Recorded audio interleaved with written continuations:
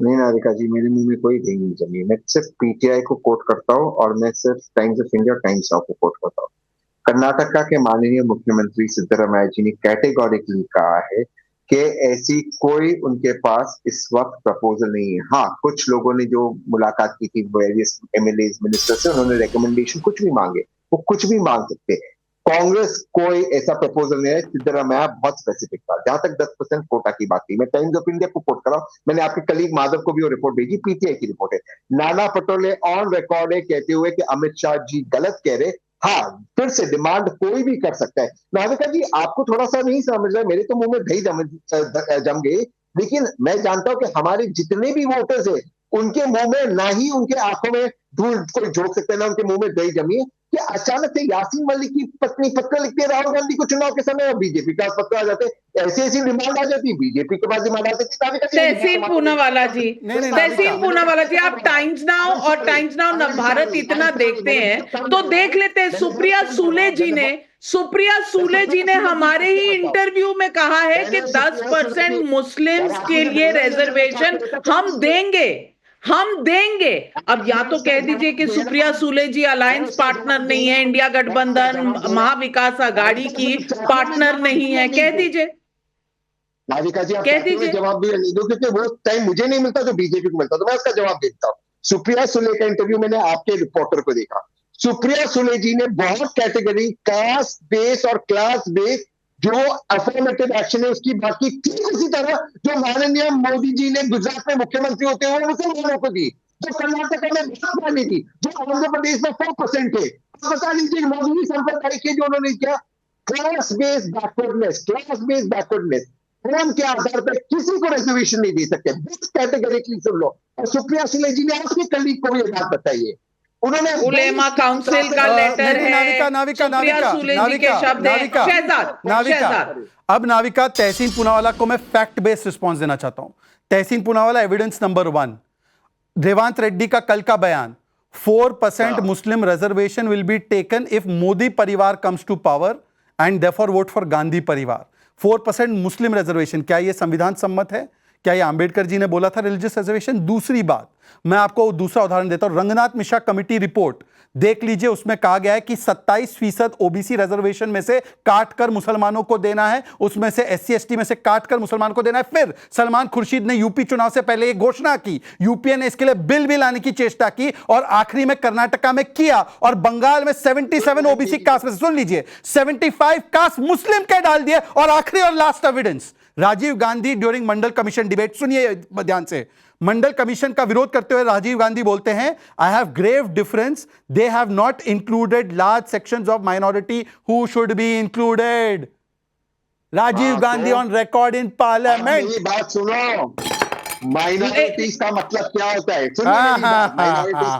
Minority का मतलब क्या है, ये हिंदुओं से जम्मू कश्मीर में पूछ लीजिएगा तहसीन पूनावाला, समझ आ जाएगी। क्योंकि कांग्रेस ने जहां जहां मुस्लिम को माइनॉरिटी बनाना था वहां तो बना दिया, लेकिन जम्मू कश्मीर और नॉर्थ ईस्ट में जहां हिंदूज माइनॉरिटी में है वहां शायद भूल गए होंगे, 55-60 सालों में याद नहीं आई होगी हिंदुओं की, इसीलिए सनातन खत्म करने की बात करते हैं। और राम जी तो काल्पनिक हैं आपके लिए। लेकिन पब्लिक सवाल पूछ रही है, पब्लिक का सवाल राजेंद्र का पटना से सवाल है, योगी आदित्यनाथ ने खड़गे के परिवार की कहानी बता दी, तो अब खड़गे जी चुप क्यों हैं? तहसीन भाई जवाब दीजिए। मैं आपको एक चीज बताना चाहता, आपने जम्मू एंड कश्मीर की बात की, 10 साल से किसकी वहां पे, 6-7 साल से किसकी हुकूमत सूबे में चल रही है और किसकी केंद्र में चल रही, क्यों नहीं ला रहे माइनॉरिटी से? नॉर्थ ईस्ट में किसकी, उनके पास कितना पावर है? चलिए वो सवाल भी पूछा जाएगा। खड़गे जी पर जनता का सवाल है, जवाब दे दीजिए। मैं बहुत स्पष्ट रूप से कह रहा हूं, बीजेपी इस शो पे और सब जगह पे हिंदू मुसलमान करे, क्योंकि मुसलमान जो हमारे देश के नागरिक है, अगर वो चाहते हैं कि प्रोग्रेसिव सरकार बने, अगर हिंदू भाई चाहते हैं प्रोग्रेसिव सरकार बने, गेरुआ शब्द, सैफरन टेरर, ये सब योगी आदित्यनाथ के शब्द नहीं है, ये सब मल्लिकार्जुन खड़गे और कांग्रेस के नेताओं के हैं। खैर, आपके पास जवाब नहीं है तो अगले सवाल पर जाती हूं। आनंद पाठक का यूट्यूब पर सवाल है, मुद्दा है रजाकारों का जिन्होंने खड़गे के परिवार को मार दिया, लेकिन अनुराग भदौरिया इधर उधर की बातें क्यों कर रहे हैं? भदौरिया जी अब आप जवाब दे दीजिए। इसलिए कर रहे हैं, पहले मेरा जवाब हो जाए, आप बीच में चले गए थे। बीजेपी के प्रवक्ता ने कहा गायत्री प्रजापति, अच्छा किया आपने नाम लिया, हमने उनकी पत्नी को टिकट दिया था, उसकी पत्नी जीती, और जीतने के बाद, क्योंकि आप जीतने के बाद भारतीय जनता पार्टी उनको प्रचार में लेके घूम रही थी उनकी पत्नी को कि हमें वोट दिला दो। और जब हमने इस पे सवाल उठाया तो पता क्या कह रहे थे, अरे किसी की पत्नी होना गुनाह है क्या, पत्नी तो हो सकती है ना। तो भाई तो आप समाजवादी को धन्यवाद दीजिए ना कि हमने उसकी एक महिला को सम्मान दिया, उस महिला को लेके आप बीजेपी के लोग टिकट वोट मांग रहे थे, मुझे वोट दे दो अमेठी में, मांग रहे थे कि नहीं मांग रहे थे, और आज आपको बड़ी दिक्कत हो गई क्योंकि आप हार गए। चलिए ये, इसलिए आपने काउंटर कर दिया, बहुत सही काउंटर किया, लेकिन रजाकारों पर जो सवाल है उसका भी जवाब दे दे, जनता पूछ रही है। और रेवंत राम का सवाल है, अनंत पाठक का सवाल है। देखिए मैंने आपको क्या बोला, ये भारतीय जनता पार्टी है, भारतीय जनता पार्टी के पास काम गिनाने को कुछ नहीं है। अब वो इतिहास पलट रही है, इतिहास पलटो, जल्दी पलटो, कुछ निकालो कहीं से, निकालो भैया, हम उनका सवाल है, अनंत पाठक दर्शक है, उनका सवाल है। अब वो कब से भारतीय जनता पार्टी में आ गए मैं नहीं जानती, लेकिन सवाल का जवाब है नहीं। रेवंत राम बिश्नोई का जोधपुर से सवाल है, अगर एक है तो सेफ है, इतना खराब नारा है, तो आप सब लोग खुद को सेफ करने के लिए एक साथ क्यों आए थे भाई? जवाब दे दीजिए तहसीन पूनावाला। हम सब धर्म के बेसिस पे किसी को नहीं बांट रहे, ना ही जाति के बेसिस पे बांट रहे। बीजेपी मुसलमानों का वोट नहीं चाहता है, वो चाहता है कि मुसलमानों को आउटसाइडर्स दिखाकर वो सिर्फ एक ही धर्म का वोट दे। इसीलिए हम कह रहे हैं हिंदू मुस्लिम भाई भाई, और पूरे महाराष्ट्र में एक ही नारा चल रहा है। करण वर्मा जी, इतने नेक, इतने पाक इरादे हैं इंडिया गठबंधन के, तो आप कन्विंस क्यों नहीं होते?